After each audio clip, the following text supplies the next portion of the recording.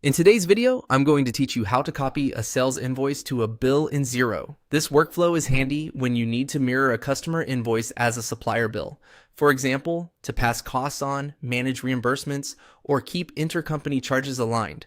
I'll walk you through the exact clicks and share a few tips to help you avoid common mistakes. Start on your Xero dashboard. From the main menu, open Sales, then go to Invoices. This takes you to your list of sales invoices so you can choose the one you want to replicate. To narrow things down, switch to the Paid tab.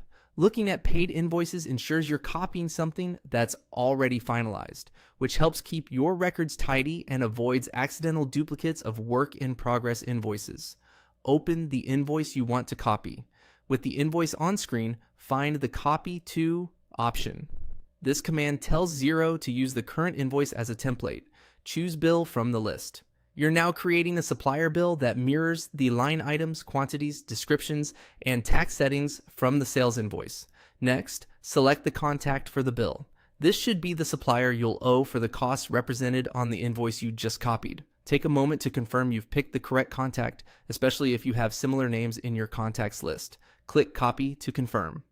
Xero generates a draft bill with the details pre-filled. Now, review the bill lines and select the appropriate account for each item. Make sure the expense or cost of sales codes align with how you want these costs reported. If you use tracking categories or projects, confirm those fields match your reporting needs so your reports stay accurate. Enter the due date. You can follow your supplier's terms or set a date that fits your cash flow policy. Double check that the bill date, reference, tax rates, and totals look right. Small details, like a missing account code or an incorrect tax setting, can throw off your financials, so it's worth a careful look here. When everything is correct, click Approve. Approving posts the bill to accounts payable and includes it in your payables list and reports. If your organization requires an approval workflow, be sure you have the proper permissions before finalizing. That's the full process.